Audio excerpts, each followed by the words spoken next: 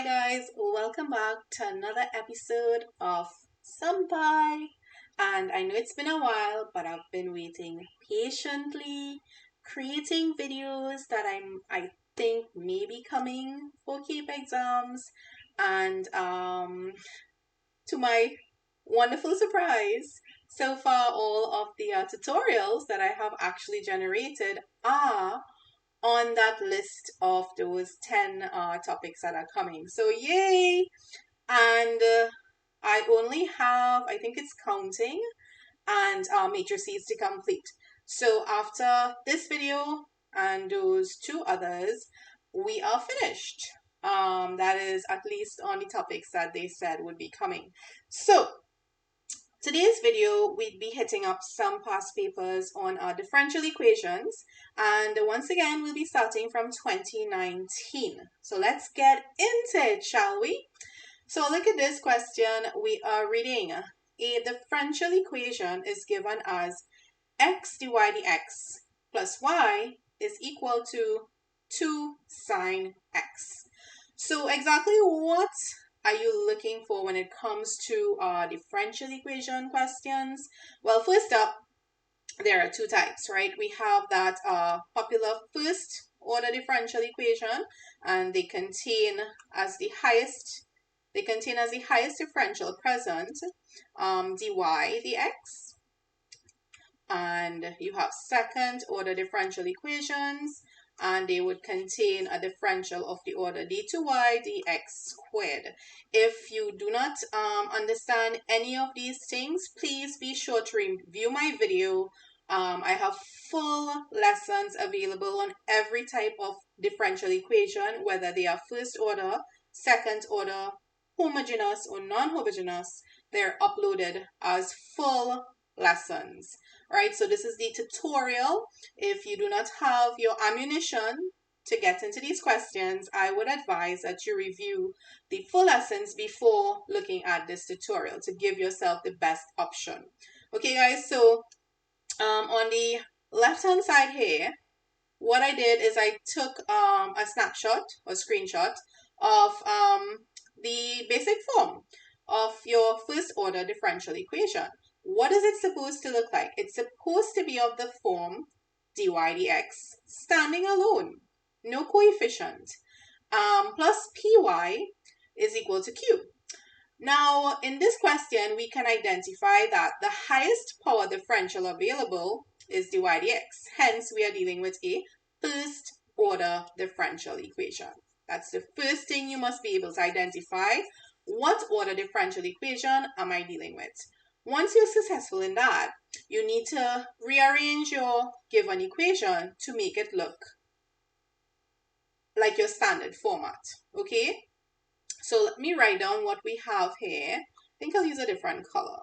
Let's use green. So our question goes like this.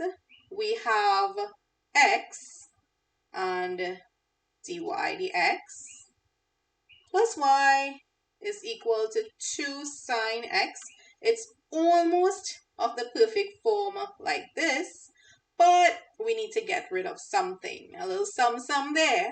So in order to get rid of that coefficient, we are going to simply divide every term by x. So dividing every term by x, well, it's going to go away from there. Then we'll have, using a different color just to highlight, we'll have y on x, and we also have 2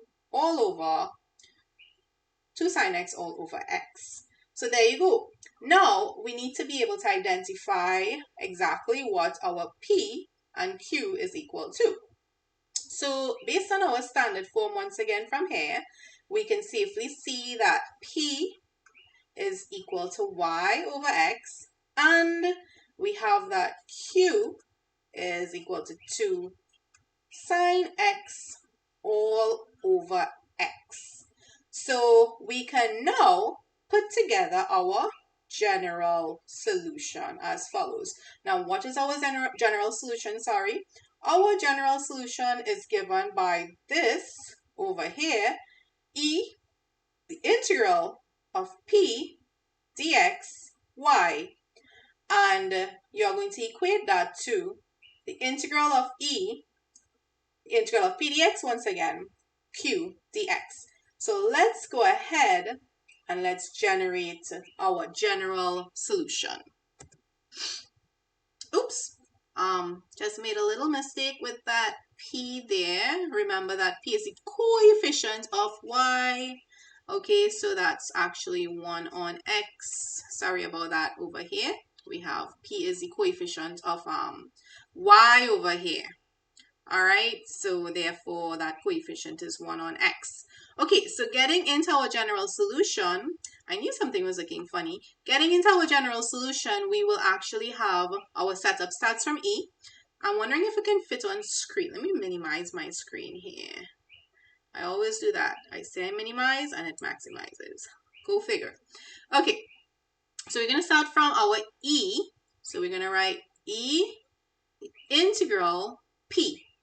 P is 1 on x. Notice I'm just simply substituting dx. So we'll write our dx here, and then finally a y according to our general solution. Equal sign, integral once again, and we are going to rewrite this a second time. So notice that this and this are equivalent to each other, so it's just you're rewriting this whole thing here.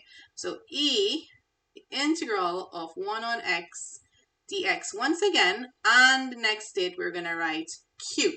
Now q has that nice number there. We're going to pull it out. So I'm going to write my 2 over here, and then we're going to have sine x on x. And of course, I don't have enough space for my dx, so we'll give it a shift again and make sure to write down our dx. Now, I just want to tell you guys, you see over here, very frequently students forget to put in that integral sign because it's also popping up here as well. So please take your time. What some students like to do is that they like to step aside and they like to say, well, hey, my integrating factor actually is E, the integral of P dx. In our case here, our integrating factor would be the integral of 1 on x dx. And what they like to do over here is they like to work this value out, right? So now the integral of 1 on x, as you guys know, is simply ln x. All right, so that's going to give us a nice clean value of ln x. E to the ln x. And you guys know that e to the power of ln x is also the same as x, so that cleans up very, very nicely. So some students, instead of starting off with their general solution and having this long aspect to look at, they rather step to the side, find the integrating factor, and instead of writing this, you write your beautiful x, so it cleans it up quite nicely. All right, you will also have 2, the integral of, remember this is also what we have here, which worked out to be x dot sine x on x. And if you were getting worried about this x on the denominator, look what happens. You have a beautiful cancellation taking place there. So this just simply breaks down to xy is equal to 2. The integral of sine x, you know, the integral of sine is simply negative cos x, and we close our brackets there, and also remember to write your constant of integration.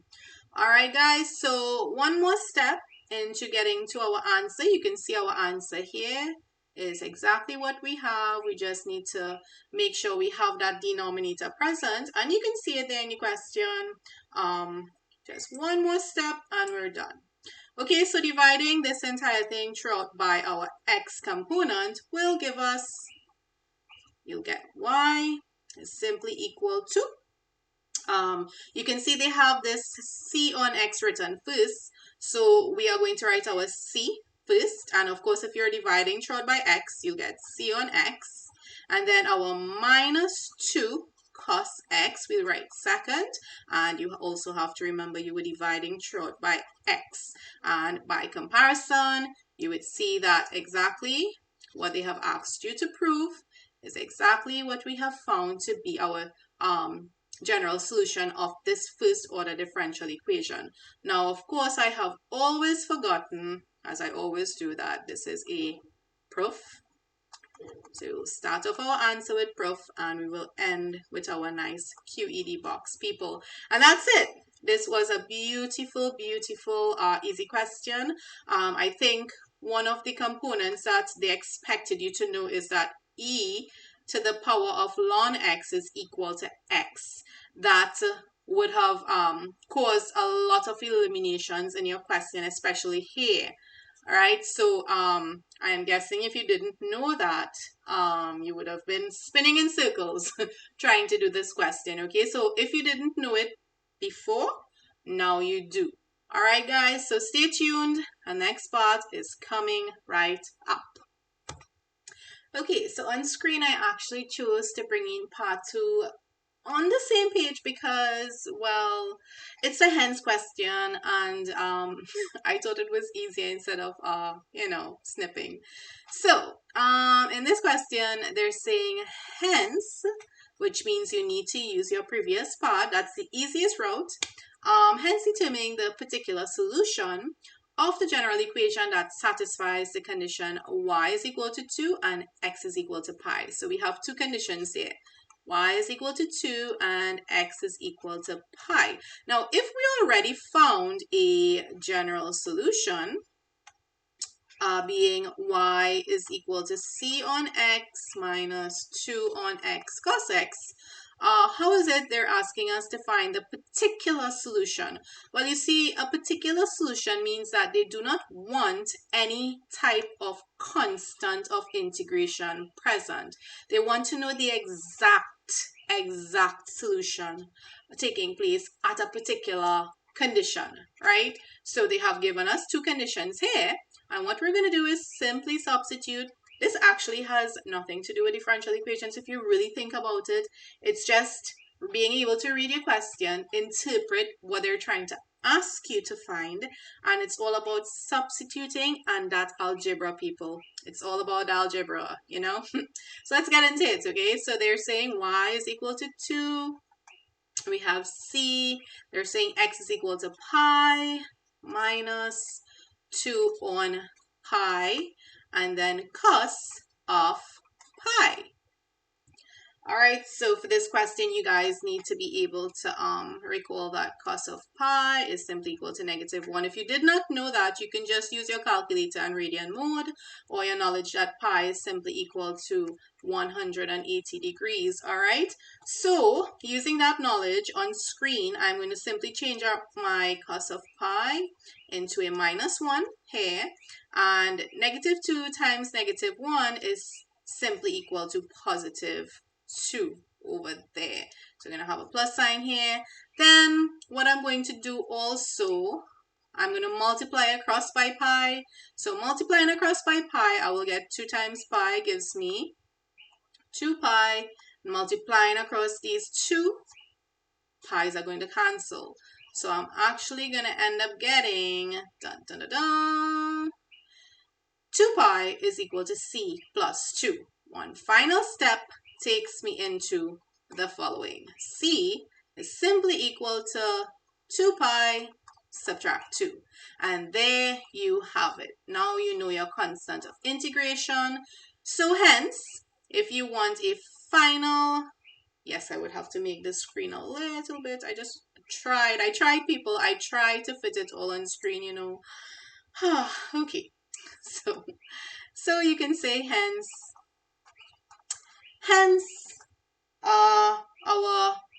the particular solution. You can write out the full words.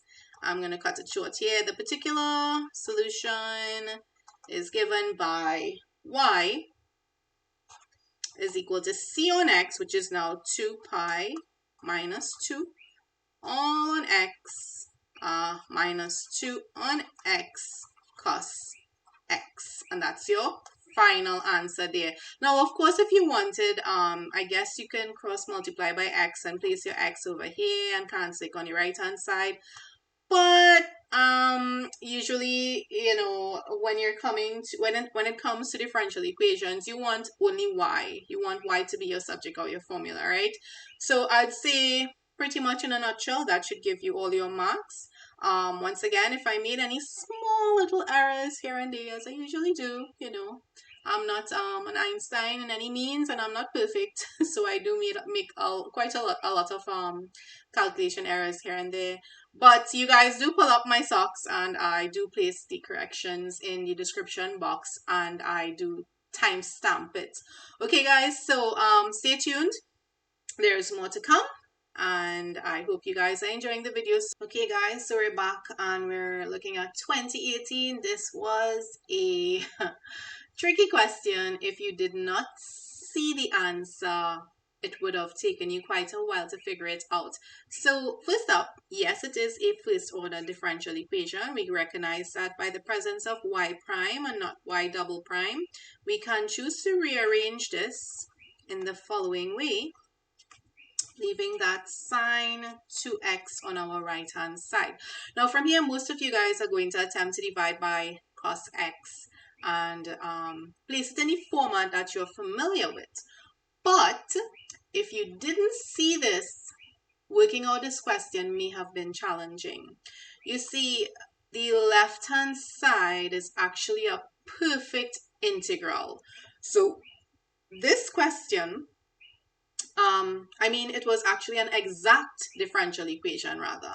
And if you integrate the left-hand side, you would integrate the right-hand side. Now, I'll tell you why I am integrating the left-hand side. When I say this was an exact, it worked out to be an exact differential, right? What you had to actually notice is that, hey, this looks like an integration by parts kind of thing happening here. And is it possible that this is the answer to some sort of integration by parts? What you could have done is place an integral sign, like I did on the left here. And what you do to the left-hand side, you do to the right. And to test if you're going to work out that entire left-hand side to be a perfect or exact differential, what you would have had to do is consider one of those terms, right? Now, I'm going to consider my first term, and I'm going to just to say that this y prime here, I'm going to treat that as my v prime. And what if I treat my trig function as the u, right? Such that if we had the integral of u v prime, that gives us integration by parts uv minus the integral of v u prime delta x, if the question is with respect to x.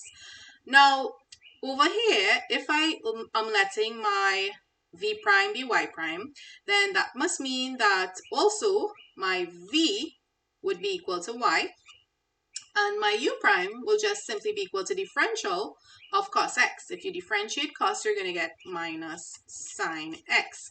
Now, putting this together, right, recalling that we're considering this term over here, this chunk over here, right? And considering that, we're going to use that and we're going to integrate it and see what happens on the right-hand side. All right, so integrating, we should get u, which is our cos x here.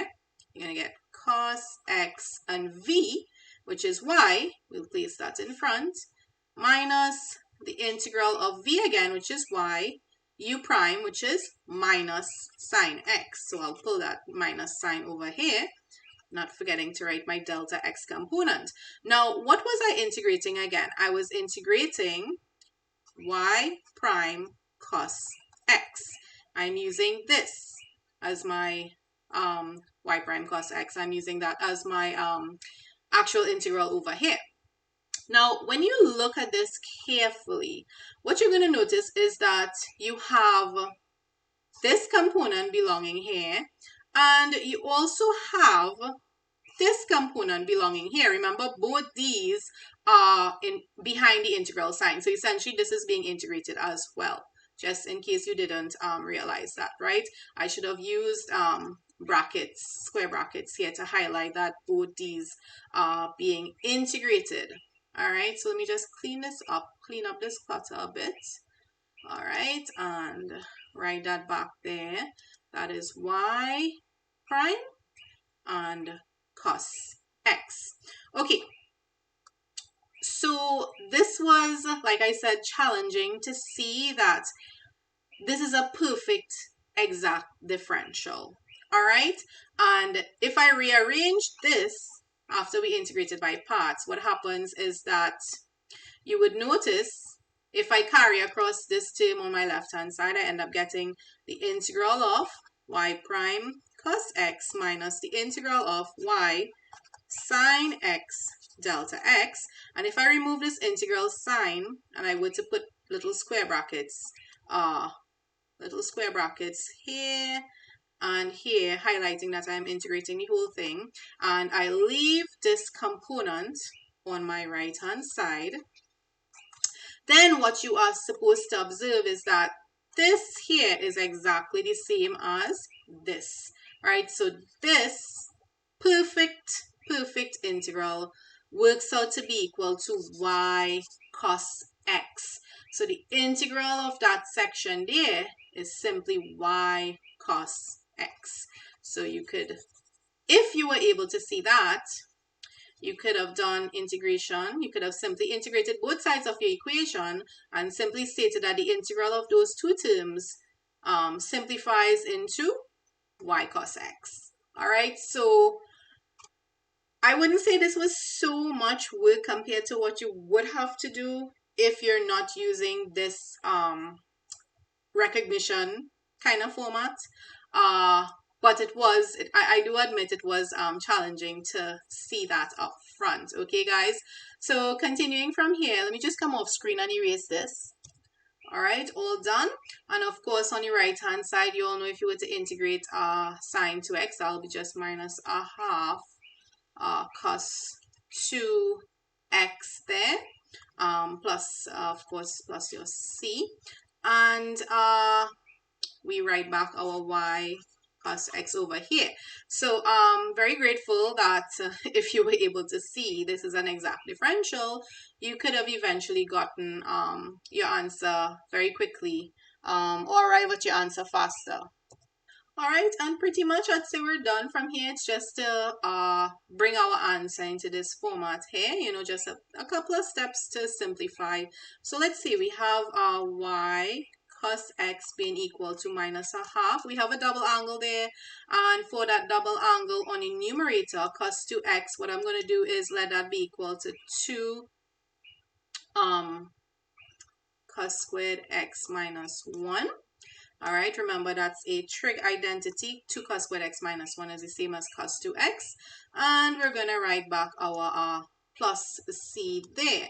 Then we can clean this up. We can expand, right? So expanding minus a half by our first term, we're going to get minus cos squared x, and then minus a half by minus 1 gives us plus a half, and of course that component we'll just leave that as plus c over there, and you're going to have y cos x. So we have our three terms here, and what we're going to do is divide throughout by cos x. So dividing throughout by cos x should take us into our final answer. In fact, I'll change my color here. All right, so that should take us into our final answer. So dividing throughout by cos x, we would get 1 over 2 cos x, and you know that 1 over cos x is the same as sec x. So you'll get a half sec x. Then if you divide this first term by cos x, you'll get minus cos x.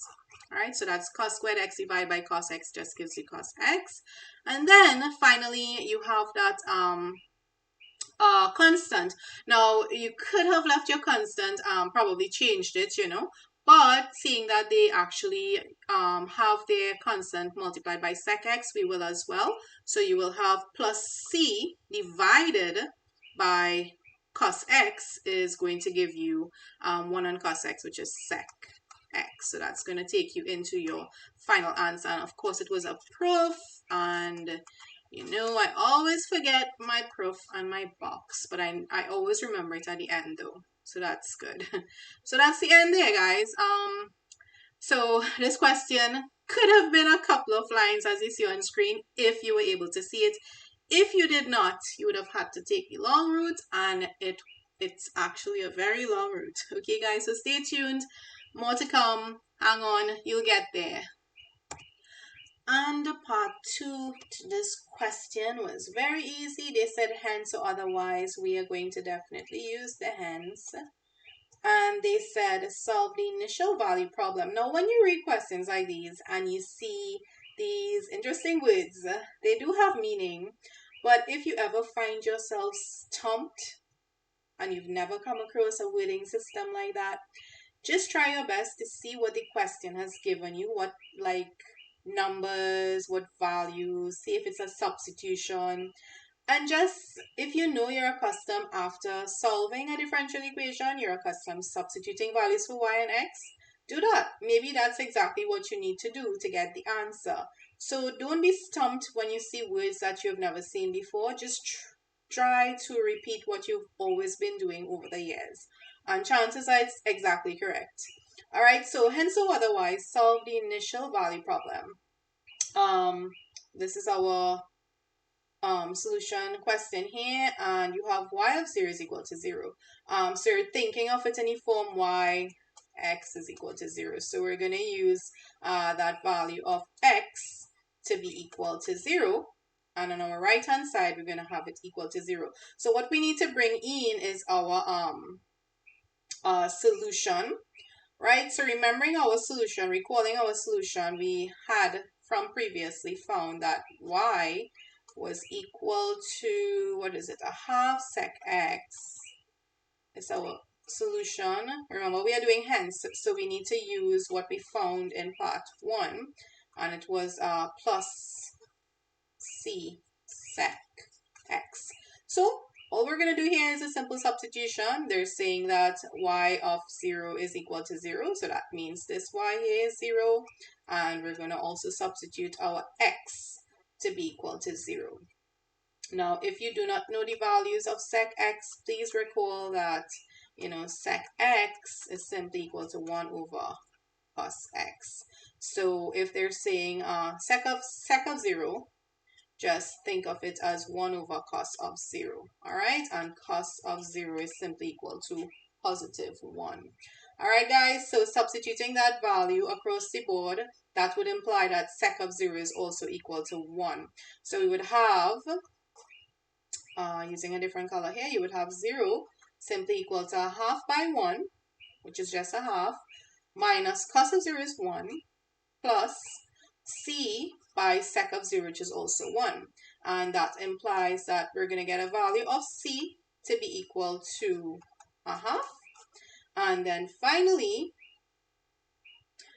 since we have found a value for our constant of integration, we can finally write our answer as follows. All right, so our answer will be y is equal to half sec x minus cos x plus a half sec x. And of course, if you have a half plus a half, that makes a whole. So what you can do is you can simply eliminate this one here and get rid of that, half in front here. And your final answer would be sec x minus cos x, and you're done. Okay, guys, so this one wasn't too bad. Once again, you still needed to have your knowledge that sec x is equal to 1 over cos x. You needed to be able to interpret what y of 0 being equal to 0 means. But if you think of functions as in terms of f of x, it simply means that whatever value is here is simply an x value. Okay, guys, so expose yourself to as many questions as you can. So when questions come a little bit thwarted, you are ready for them, and you can have a different mindset which allows you to think differently. You are equipping yourself with possible strategies in which you can attempt to work out a question. There are so many different routes that are involved when it comes to working out differential type equations. Okay, guys, so stay tuned. Coming up next, we have a lot more. Okay guys, so as you can see, we have quite a bit of questions in 2018, and it seems like differential equations are popping up in all its glory, and that's a good indication that when they're bringing it in your year, they're going to bring a lot.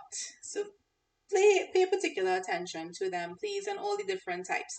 So without further ado, I must mention that, of course, I don't want this video to be too lengthy. So if there's a lot of questions in 2019, 2018, 2017, we may stop based on the length of the video. Okay, guys, so I'm getting into this question here. This is you see that y double prime, it's a second order differential equation, right? And I don't want to spend too much time explaining, because you can always view my videos when I actually did an entire lesson on explaining what a homogeneous type of differential equation looks like and a non-homogeneous. In this case, you can see we do not have the right hand side being equal to 0, so this is clearly a non-homogeneous type. All right, guys, so because we have a non-homogeneous type, we will also have an additional working for the particular integral, right? So let's begin by answering their question. They have determined the solution of the complementary equation y double prime plus 2y prime plus y. So we are going to go ahead here and set up our basic auxiliary equation. All right, so we begin by writing down the basics. Our auxiliary equation, you may want to write out your full words over here. The auxiliary equation for y double prime plus 2y prime plus y being equal to 0 is, I kind of like to write it right below so I can see. All right, plus 1 is equal to 0. And if you were to factorize that, let's see, you'll just simply get, that's a repeated root there. You'll get m plus 1 by m plus 1 being equal to 0. So we have a case of repeated roots. Now, when you're doing differential equations, you want to build towards your answer. So you want to look at your left hand side first when it comes to achieving those values for your auxiliary equation and your complementary function. And when you have to achieve your particular integral, then you want to get into looking at what exists on your right hand side. Okay, so that should help you get a smoother finish towards your answer. So when you have repeated roots like this, of course, your complementary function is going to look just a little bit different, right? The format is going to be of the following form. It's going to be, you're going to have your e to the minus x, but it's going to contain, you can use ax plus b or cx plus d.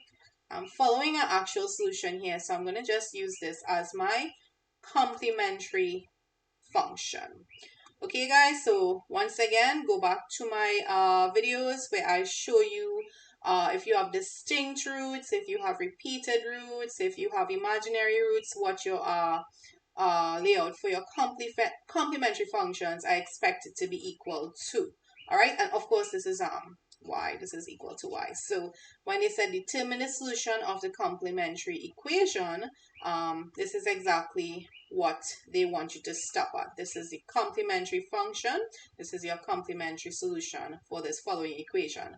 All right, and I expect that part 2 would be to get your general solution. So let's go on to the next part. Okay, so on screen I actually pulled up right here. This is part 2 to the part 1 you just saw, and I wanted to leave the previous working on screen because it's necessary. So they're saying given that the particular solution of a differential equation has the following form or otherwise, determine the general solution of the differential equation. So the lovely thing in this question is that they actually gave us the particular integral for this question, right? They're saying that the particular integral is given by a x cubed plus b x squared e to the minus x. Now, usually you would have had to figure this out on your own, and that's the reason why I did not use these variables to be a plus bx. It's because in part 2, they use the variables a and b already. So in part 1, if you had used a plus bx, you would have had to change them because your part 2 is currently using those variables. So if stuff like that happens, you have to go back and change your part 1 to suit your question, right? Perhaps it might be a good idea to read through your differential equation questions before you begin working so that you do not make that error and have to go and erase. Okay, so I just want to say, if they had not given this particular integral, how do you know that that is actually a particular integral to begin with? Well, I'll just give you guys a short synopsis if you do not want or do not have the time right now to go back to my videos. But when it comes to repeated roots, you want your particular integrals to have a particular format, right? Now, what you want to do is you want to look at your right-hand side. Recall that in the previous part 1, right, recall that your right-hand side had a component, I think it was x e to the minus x, if I am not mistaken. Let me just double check. Yes, it definitely. Yes, it was x e to the minus x. Okay, guys. So now, what happens when your right-hand side has a exact component that is part of your complementary function is that what goes in brackets here has to change, right? So usually, if this were e to the minus 2x, then this could have been left as, ax plus b.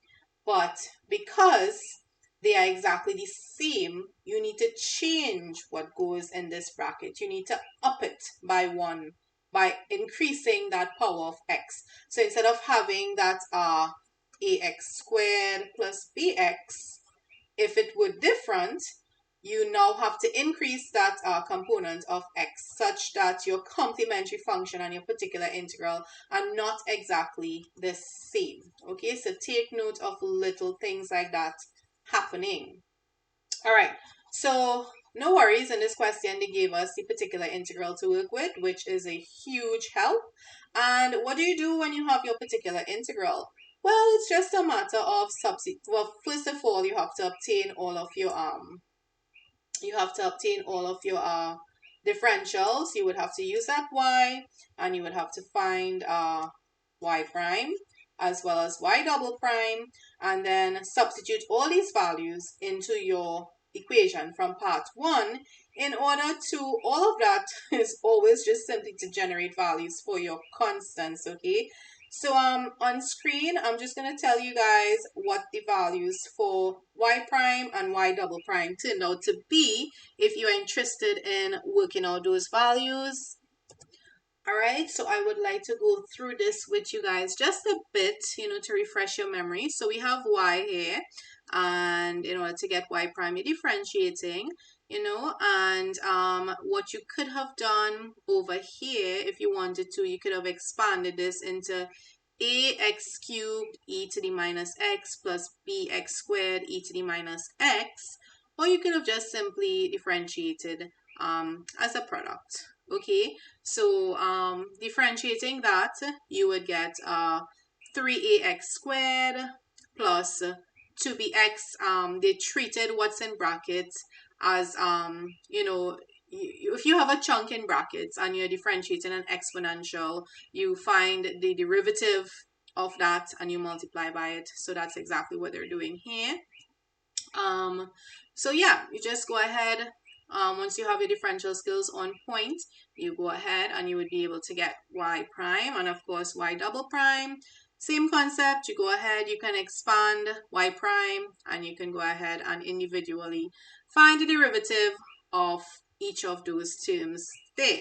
And that should take you into y double prime. Now the substitution is going to be a bit large because of how many terms you're going to have.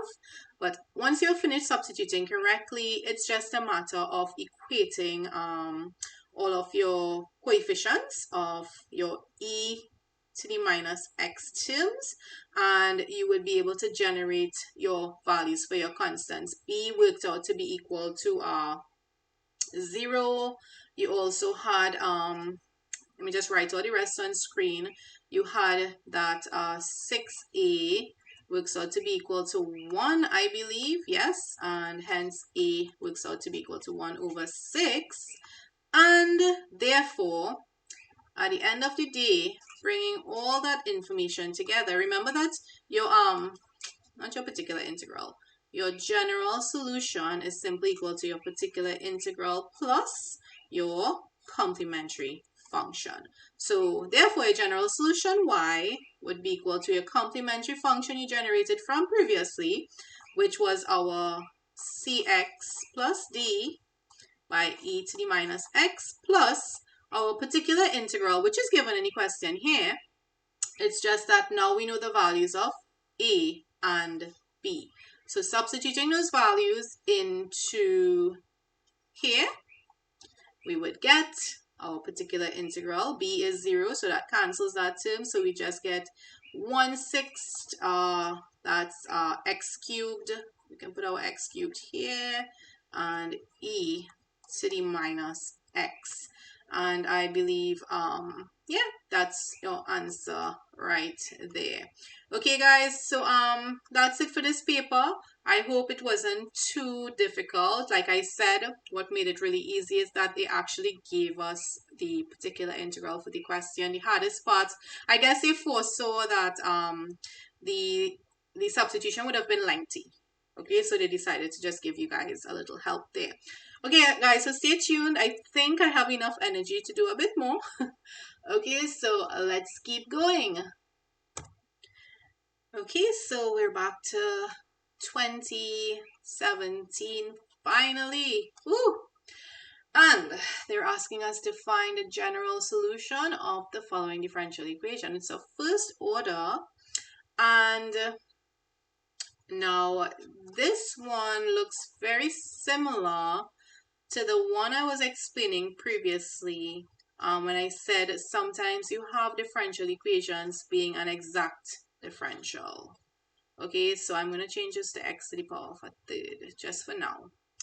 All right, what do I mean? Well, if you were to use integration by parts again, setting one of these as your integral of uv prime, you would notice that it works out to be equal to, so finding the integral of both sides, right, keeping our equations balanced. If I were to find the integral of both the left and the right hand side, this actually works out to be a perfect answer, right? And that is y by 1 plus x squared. And what you have to look for is that you have two terms, right?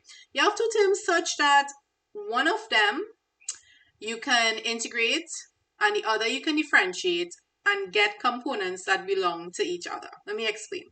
So let's not go into doing the entire integration by parts here. Let's make it easier to see. So just think about this first term here, y, right? It's present here. Now, if you were to differentiate what's in brackets, you're going to get that 2x, right? That gives us half of the original integral. Now, let's switch it up. What if we were to consider this in brackets here? So we're setting this straight, and now we're going to differentiate this. Now, the differential of y is dy dx. Do you see what's happening there? So it's just a matter of one being the derivative of the other and vice versa. So if you can see that happening in your question, then hopefully you will be able to arrive at an exact differential like I did.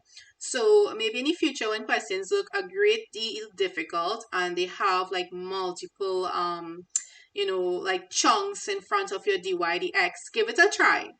Give it a try and set one of the terms as a u and differentiate it and see if it produces a perfect differential belonging in the other half of your question.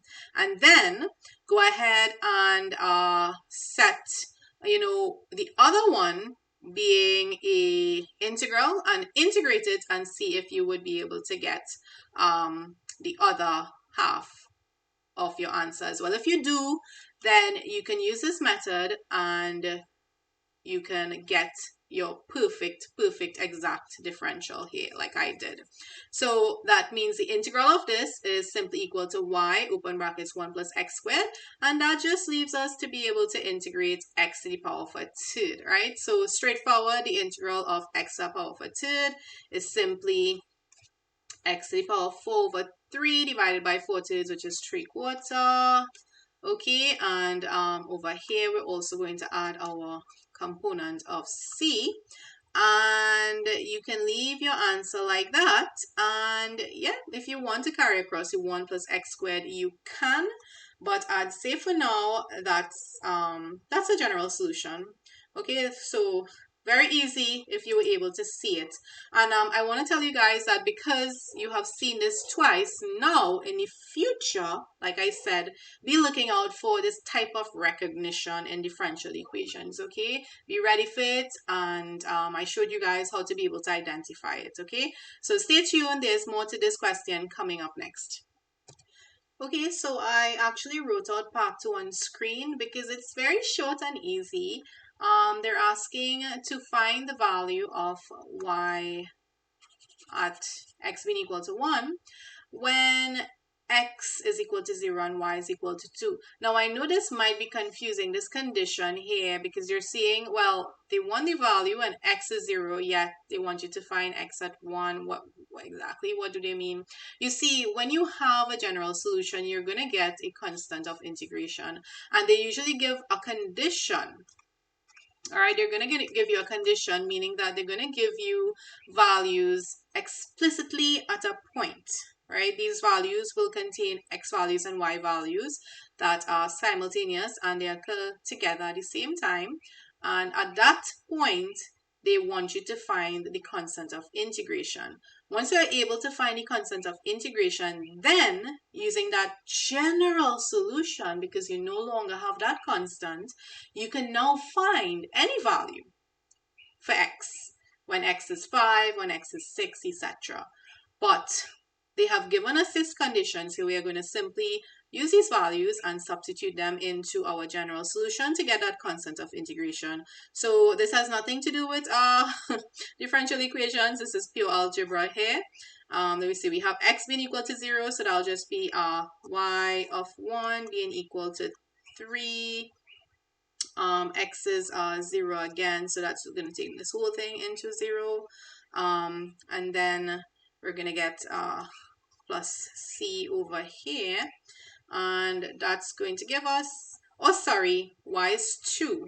I forgot to place that in here. All right, so y is 2 there.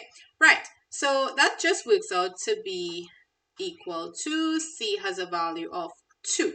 Now for the second part, we are going to find y1, and y1 takes place when we have a value, obviously, of x being equal to 1. So at x now being equal to 1, you will get y, 1 plus 1 squared, which is just 1, is equal to 3. At x being equal to 1 over 4, and now we have this value to be equal to 2. Our constant of integration is 2.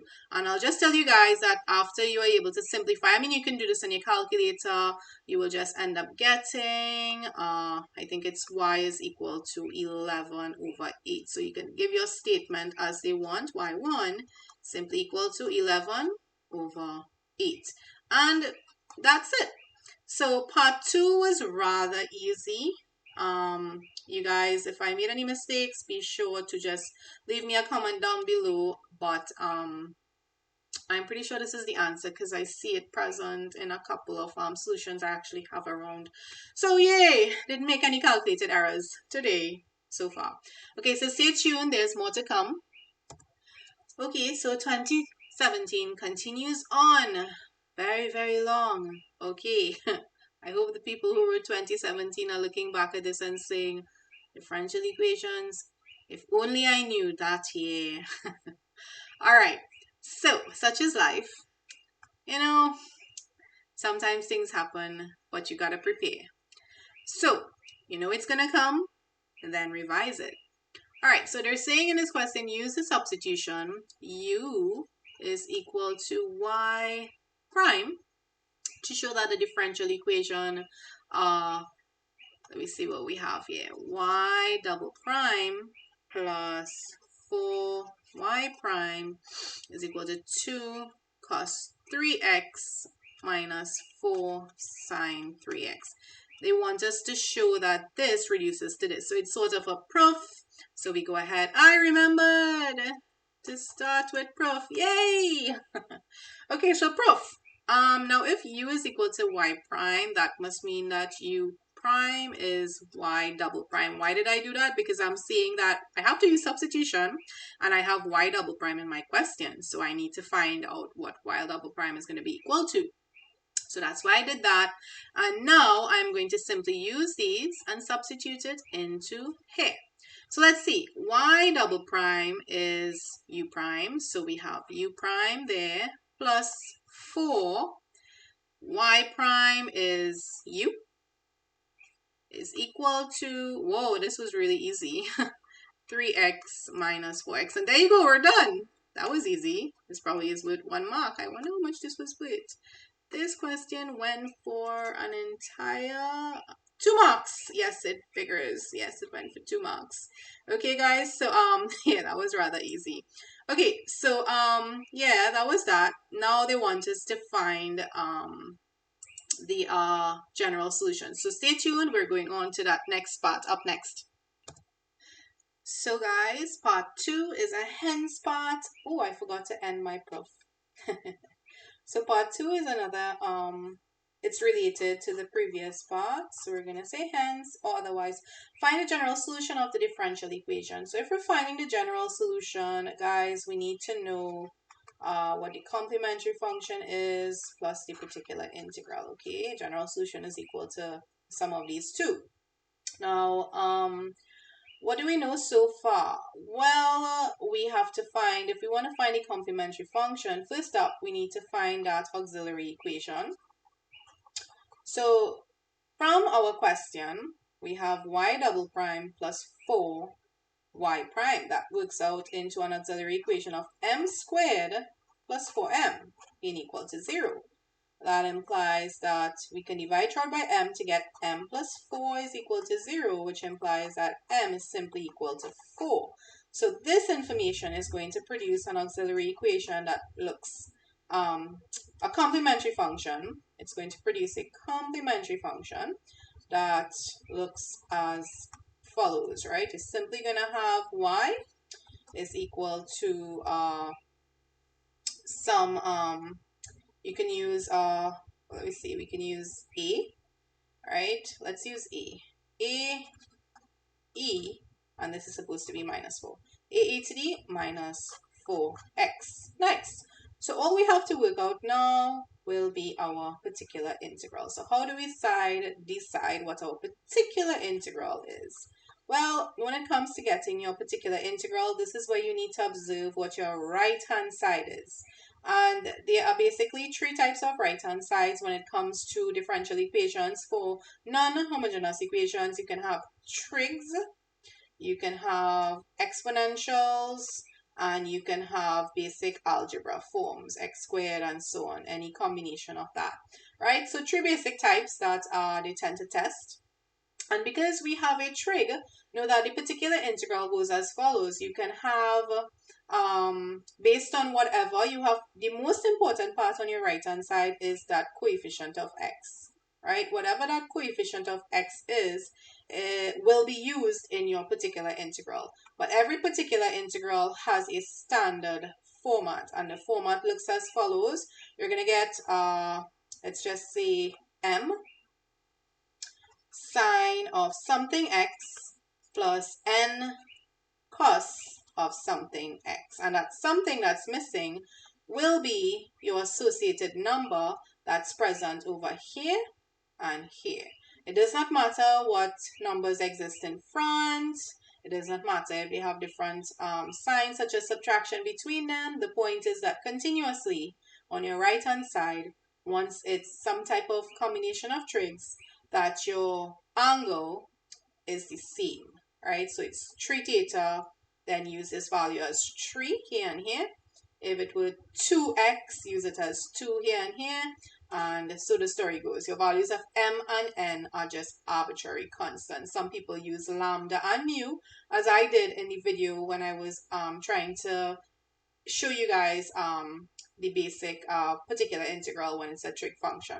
Okay, so using this, you just go ahead and let that be equal to y. All right, so that's equal to y. And if that's equal to y, you just go ahead and you find y prime and y double prime. All right, so if you were to differentiate that, you would end up getting 3m cos 3x. Let me see, 3m cos 3x. And then you would also get minus 3n sine of 3x. All right, so yep, that's different. And then you differentiate again.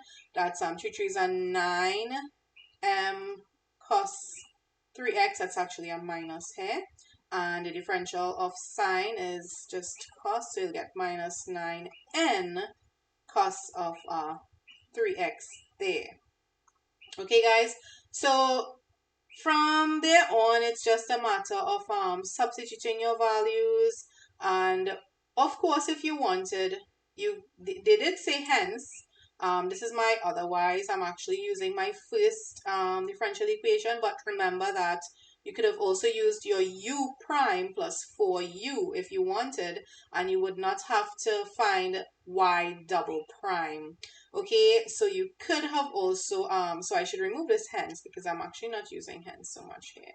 All right, you could have actually used this and went ahead and just found out y prime and substituted it into here and gotten values for your constants.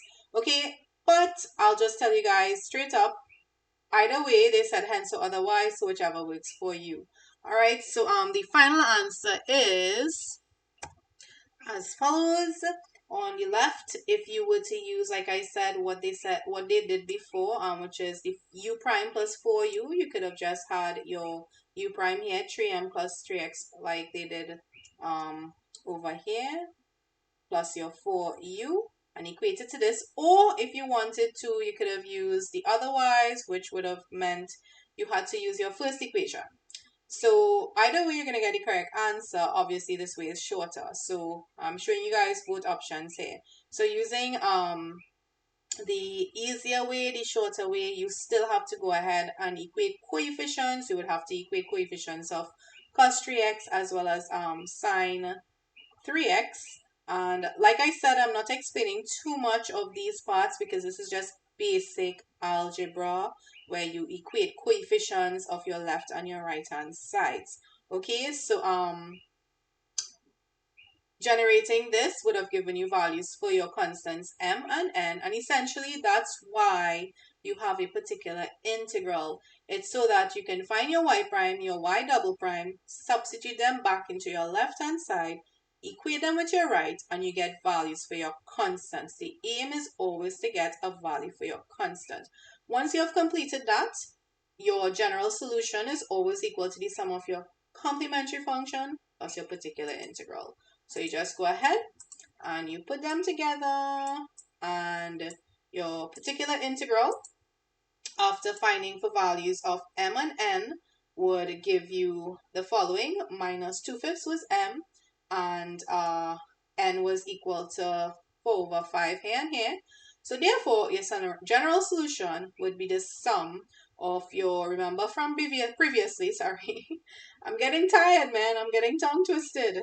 All right, from previously, that's why I didn't remove it from screen, did I? Or did I? Yes, I did. No, I didn't. Here it is. All right, from previously, our complementary function, it's right here in green, is given by y is equal to a e to the minus 4x.